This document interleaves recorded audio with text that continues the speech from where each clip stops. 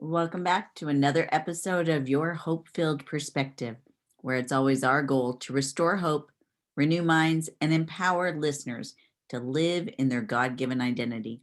I'm your host, Dr. Michelle Bengtson, and I'm delighted that you're spending a few minutes of your week with us. Today, we're going to be talking to my friend, Lori Wildenberg. We're going to be talking about how to have hope for helping your child overcome anxiety, depression, and suicidal ideation.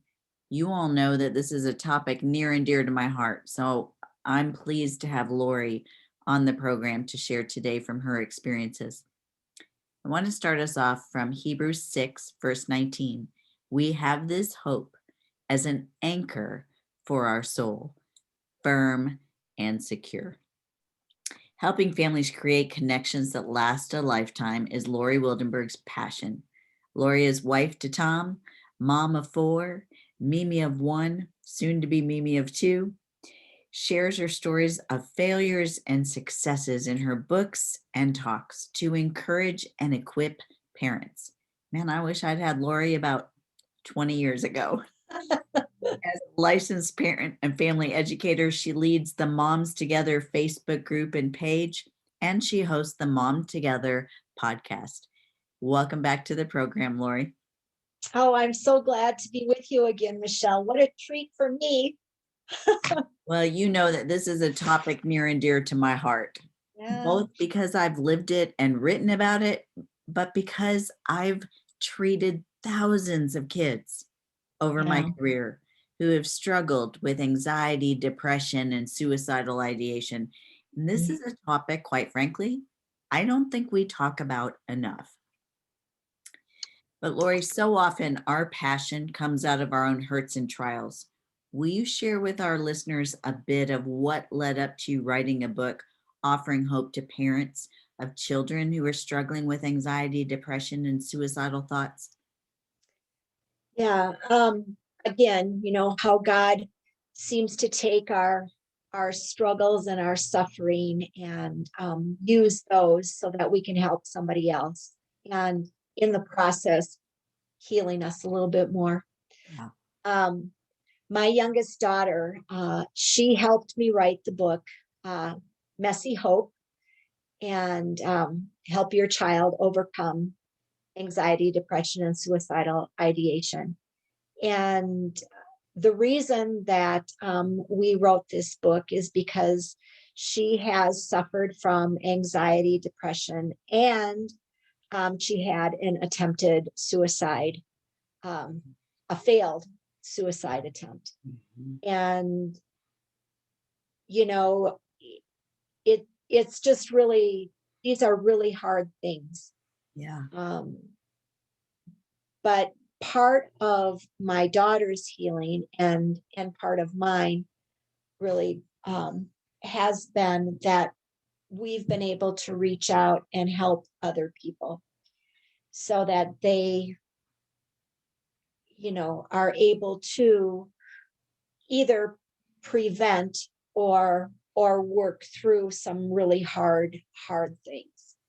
And Michelle, your book, Breaking Anxiety's Grip, has been very helpful, by the way. I'm so blessed to hear it. So, yeah, I was just thinking about how that toward the end of the book, you have 9 ways to fight back with a sound mind. Yeah. Man, if your listeners have not read that, I am telling you, those 9 ways, that's spot on. And it's such helpful tools. So anyway, I was just thinking about that as we were starting to talk about this topic. But yeah, so in the book that Kendra and I wrote together, again, her voice is in the book, and she's very open about her struggles and where she's at now. And I would say she's in a pretty good place. So. Was she open, Lori, when she was going through it? Did you know the extent to which she was suffering? On a certain level, yes. And then, yeah, I knew that she was really struggling. She also had an eating disorder. And so, as you know, these things are all like layer upon layer, right? And I sort of thought we were through that. College is a place that sometimes this stuff can sort of explode because they're not at home, and the environment is such that it can kind of feed in to some of these these emotional Right. issues. And so when she was going through her darkest times, she was at college, and um, I could hear it in her voice, like it was almost dull. Mm-hmm. There it had gone from being almost like really agitated to dull, and the dull voice scared me the most. Mm-hmm. And she would say things like, well, I'm going to go for a drive by myself. And I'm like, oh gosh, okay. um how far are you going? When you stop, I want you to call me. Because we were hours apart. Yeah. I ended up going to her school and staying there about, not quite a week. And she stayed with me at the hotel. But what I didn't know is that just before, a couple days before I got there, she had actually tried to take her life. Yeah. And I found this out later. But scary stuff, Yeah. really scary stuff. And I think what makes it really hard on parents is, well, first of all, our kids don't come with an instruction booklet, even on the best of days. But when you're dealing with emotional turmoil, that just amps things up, and parents don't always know what to look for or what to do. And hindsight's 2020. Yeah. As you look back, what were things that you saw in her that were signs and symptoms of what she was struggling with? You mentioned the agitation and the dull voice. Were there other things that you recognized now were signs and symptoms of what she was struggling with then? Well, there were some relationship issues that were challenging. Um, there was also a lot of pressure with school, Mm-hmm. academic pressure. Right. A lot of these, young people, a lot upon themselves in terms of you have to be the best of the best always. Right. And who made up that rule? Right. Sometimes okay is good enough. Yeah. And I just saw a lot of pressure and disappointment, um, which ended up turning to somewhat despair. And also things that I didn't realize, like making rash decisions. All of a sudden, she up and quit her job and just decided, I'm quitting this job, which we thought she probably shouldn't have the job in the first place because it's hard enough going to nursing school, but she felt like she should. So she had this expectation, but then she was just abruptly quitting. She had said that she was going to pack up all of her stuff and move back home and commute 4 hours to school. These when you hear some of the irrational sort of thinking, um, that I think is a really good indication that something isn't right. Mhm. Because when someone is moving through depression and maybe towards suicidal ideation, they're not thinking clearly. They're not thinking right. It's Yeah. almost as if their brains had a heart attack. Yeah. And that was something that I wish I understood a little bit more, that the weird rash decisions were actually great big huge red flags. I knew it wasn't good and it was concerning, but I didn't know to the extent of that. And Kendra's personality is very very upbeat and exuberant. But with that exuberance, she feels things big. So Right. she feels great big happy and then great big sad. Mm. She has a huge capacity for love, probably more than most of us. But then she also has a huge capacity to feel some great sadness when that isn't working out. Or so the big emotions, those are some things that I would say are things to watch for. But she was also a darn good hider. So, you know, you've seen those commercials where they hold up the fake smile, the little paper smile. Yeah, You know what I mean? I do. She could do that. And she did it well. And she felt like it was expected of her. Like this is the personality she needs to present to the world. And she better come through or she will disappoint people. A lot of it, I think many of us women are people pleasers. And I think that's also a quality just to pay attention to, Sure. you know. If a parent suspects that their child is struggling with anxiety or depression or suicidal ideation, what would you recommend they do? I think move on it. How Get help for your child right away. And I and to be able to be pretty firm about them getting help. Because we want it to be good and better and okay, so that if they tell us they're okay, we really want to believe that. Of course. Um, and I think another thing that I wish that I had asked more is, how are you doing today? Today, not just how are you doing? How are things Be going? specific. Yes, be very specific, and that you really want to know. But and even though in looking back, Kendra would say that it kind of irritated her when I would keep calling and checking on her. But she said that was one of the best things, that was actually really important. Um, and I think you keep checking. You keep checking on them. And you can come at this from the perspective of a parent whose child has gone through it.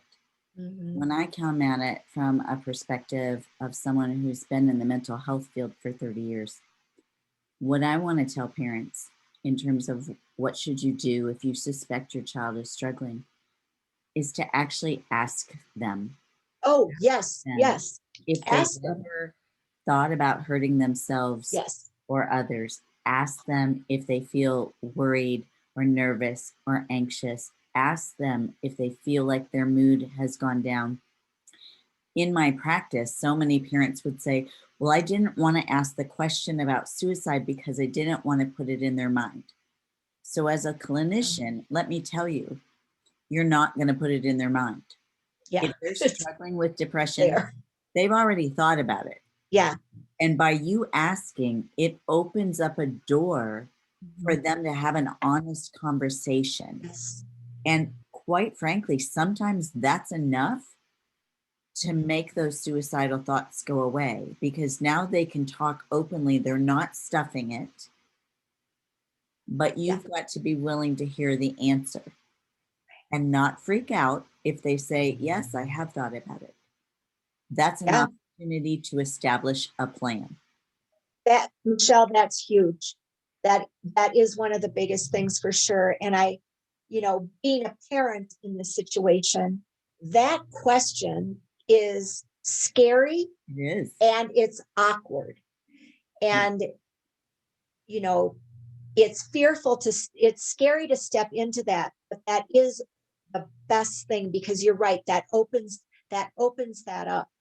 And I mean, even another question is, well, do you have a plan? Because sometimes, and who wants to ask that horrible question? That's a horrible question. And you're right. But Nobody wants to ask that question, but yeah, Lori, you would rather ask yes, that question than have them die by suicide. Yes. And you're left asking the question, why didn't I ask them? Yes. So either Absolutely. way is a bad question, but one Mhm. question, they're alive, and the other question, you're Right. living with for the rest of your life after they're gone. Yes. So yes, it's a very Absolutely. hard question, but it's the most important question you Yeah. can ask if you suspect Yeah. that they're suffering. Yeah. And to push through that, but to have the illusion that, oh, I don't want it I don't want to give them an idea if they don't have the idea. Well, they've probably got the idea, Exactly. especially if you're thinking you should ask it. Right. That's you're probably already there. But yeah, it is a really scary and awkward question. But But a parents can potentially do it. You can life-saving, do it. Hmm? it's a potentially life-saving question. Yes, 100%. Whoa, friends, I feel like I need to take a deep breath. I don't know about you. This is a heavy, heavy topic, but I can tell you that the incidence of depression and anxiety and suicide has increased astronomically in our youth. And so it's Lori and I both feel like we don't talk about this enough. We're going to take a real short commercial break and let us catch our breath, let you catch your breath. But when we come back, Lori's going to share more about what she's learned as a parent who's had a child who's suffered with depression and anxiety and suicidal ideation. We'll be right back. Welcome back to Your Hope-Filled Perspective, where my guest today is friend Lori Wildenberg. Today, we are talking about the very real topic of childhood and teen anxiety, depression, and suicidal ideation. It is not the most sexy or enjoyable or fun topic, but it is one of the most important that I feel like we can address on this show to keep our kids safe, to get our kids appropriate help. But unfortunately, it's embarrassing. There's still a stigma attached. And because of that, parents don't have a safe place to talk about it to get real answers. So that's why we're addressing it today on the program. Lori, you have talked before about the difference between hope and resiliency. Will you explain what you mean by that? Well, both are important. Resiliency is something that society speaks about a lot, and that helps our kids bounce back. And I agree that is important, but that's something that is within the person. That it's like, if you think of resiliency like a piece of elastic, and you keep pulling the elastic and pulling the elastic and pulling the elastic, pretty soon that elastic isn't so elastic anymore. It loses its elasticity. And resiliency can be like that. If you're just pushing and pushing and pushing through. And I think it's our kids need to be resilient, but they need beyond that. Resiliency is a human quality. Hope is a supernatural quality. And right? Yes. And we need both. We need both. But we so focus on the human being that we really need the hope filled thing that is something that is hope in something greater than us. And that's what we need to get through some pretty hard things. And if we can focus on the supernatural quality of hope, with adding resiliency things in, which I think are important, but if we can also weave hope in there, I do believe that when hard times come, that our kids are going to be more ready to deal with them because they've already been prepared and they understand that hope in something greater than them or greater than their circumstance, bigger than their storm, right? That hope is the thing that is going to reach out and pull them out. They don't get out by their own bootstraps. They may not be able to. And resiliency is more of your own making. Yes. And again, it's a good quality for sure, but it isn't the only quality. We need a supernatural intervention, and that's what hope is. Well, and that is exactly why my first book was entitled Hope Prevails: Mhm. Insights from a Doctor's Personal Journey Through Depression, because it is supernatural. But because it is, and we can't manufacture it, comes up to us from God. As long as God is still on his throne, hope does prevail. Mhm. Lori, will you share for a moment about what are some hope busters? Yes. Well, boy, we don't mean to, but we can really have some things that I believe really get in the way of having a hope-filled life. And those hope busters, one of the biggest things right now is comparison and competition, which has been spurred on Yes. by, again, social media. That's a huge hope buster. Yep. And what we don't see is it gets in the way of individuals rising to the occasion for their own purpose-filled life. Right. What we see is they're seeing what somebody else is having and then just feel it can be discouragement, despair, and they can give up, and beyond, it's beyond disappointment. And so I would say comparison and competition are honestly some pretty big hope busters. And Also, the that spreads again across the lifespan. yes, Our yep, children deal with it on the soccer field. Our teens deal with it in terms of grades and athletics. Our college students deal with it. And even as adults, we still deal with it. hmm yeah. I think too. I think instant gratification is a hope buster. Oh, yes. I need it now. I needed it yesterday. And that kind of ties into resiliency, like be the ability to wait. And if we can teach our kiddos some delayed gratification, that will build the resiliency and it will build the ability to wait rather than that impulsivity. Yeah. And another hope buster, I would say, is the idea that we have to have all these great big adventures and great big happiness all the time. Well, summer life just is regular life and it can be kind of boring sometimes. And boring's okay, you know, because you can still live life in the regular stuff. And there's nothing wrong with that. And somehow that has become like having to have an adventure and always having to be happy. Who can live like that anyway? And Michelle, I look at it like, we have moments of mad, sad, glad, and scared, right? We have these moments. And happy is only a fourth of that, right? So our kiddos, they need to know, what do you do when you feel scared? And let them have opportunities to find out what that's like and to develop some courage and bravery. And I think that's critical for them. And to be able to experience that. Sadness, as parents, oh my goodness, we hate to have our kids sad. It hurts our heart.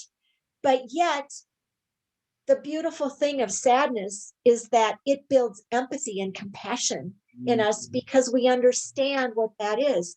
Exactly. So, not to protect our kids from sadness, but yet to come alongside and to comfort in the sadness and to let them have times of grief, because grief is part of life, and again, anger isn't a bad thing if it's done in a non-sinful way. A lot of missions and things are built out of, I want to make this right, I want to help somebody else out, so um we don't want our kids to feel like oh my goodness, I need to have happy all the time, because that is a fourth of a life. And happy's great, but happy isn't forever. And happy is, that that momentary feeling. And it's okay to have other feelings. Well, and happiness is based on our circumstances, but we often don't control our circumstances. So you've talked about some of the joy busters like comparison and competition and instant gratification. Share with us a few hope builders. Hope builders, yes. Well, like I said, if you can train your kiddos for delayed gratification, that is definitely um, a hope builder. Another hope builder is just a simple thing belongs to your kid when they are feeling sad. And for them to know Say that that, again. It's a simple thing. to come alongside your child when they're feeling sad, Okay. and to be there with them, and to let them know that you have experienced those sort of feelings as well, and not to take it over with your own story, but to connect, because our kids need to know that we also have struggled and and have those feelings, and we've had relationships fall apart. So I think those are really important things. So when we can build that, delayed gratification, if we can allow them to experience those feelings that we almost want to protect them from, but let those feelings happen, and to be with them in those things. Um, Other hope builders like humor, having a sense of humor, right? Or perspective, even. I think, and humor is a really great, fun one. And Yeah. why do we get so serious, right? But humor is a great hope builder, and and perspective. Now, perspective can't be taught in the midst of a hard thing, because that's sort of annoying. But for them to see that you can have an out of the box perspective on something. Mhm. So here's a small example. This is what I tell some moms groups that I work with, is that I was going through the grocery store. I had all four of my kids with me, little kids. They were all little. I had all four of them in the cart, and I was pushing them, and I was pulling the cart behind me that I was filling with groceries. Okay, so it was kind of a push me, pull you thing. And my youngest one was having a great big huge temper tantrum in the front seat, and the other three were totally oblivious to it. And when I got up to the cashier, she was so sweet, and she said to me, "Bad day, huh?" And I looked at the cart, and of course this is my fourth one, so I had a little wisdom at this point. And temper tantrums had kind of lost their effect on me. But I looked at the cart, and I saw the three in the back completely fine, and the one having a big whole meltdown right there in the front. And I was like, you know what? No, we're 75% good. And I think if we can have, 50% good, Yeah. and maybe sometimes even 25% good, if we can have an out of the box perspective, and we can train our kids in that when they're not in the middle of the hard thing. In the middle of the hard thing, you don't want somebody saying what your blessings are, because you sort of want to punch them.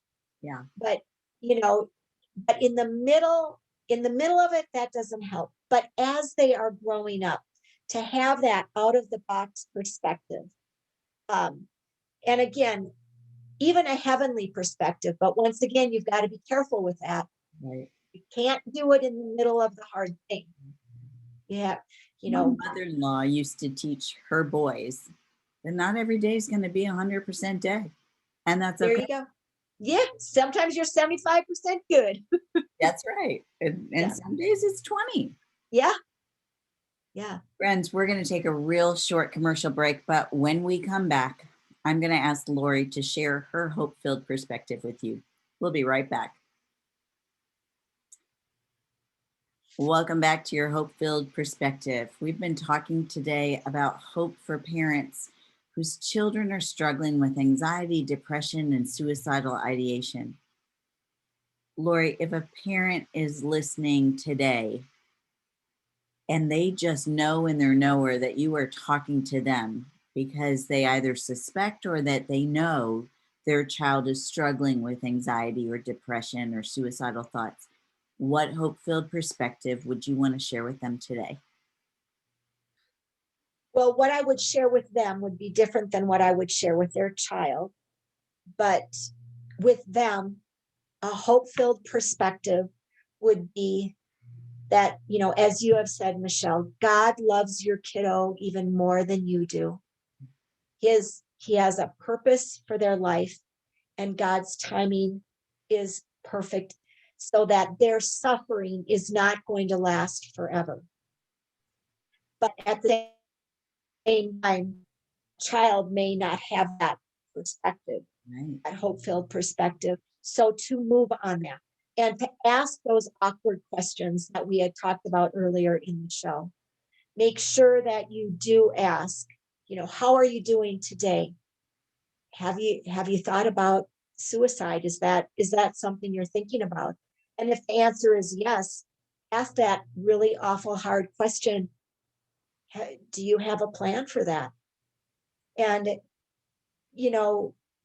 our kids need to know, and as they're growing, that they were created for a purpose. And this hard stuff God can use for the good. But again, these are things that you can't say in the midst of that because it's not going to feel good for the child. They need to know that you are there and that you care about them. And you need to continue to enter back into their life and to check on them. That connection is one of the biggest things you can do.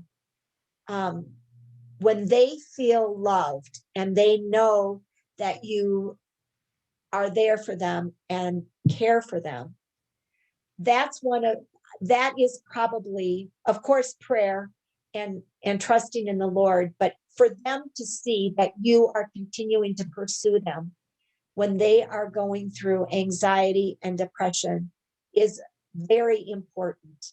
And for them to know that you're a safe person to tell the dark thing to, the hard thing.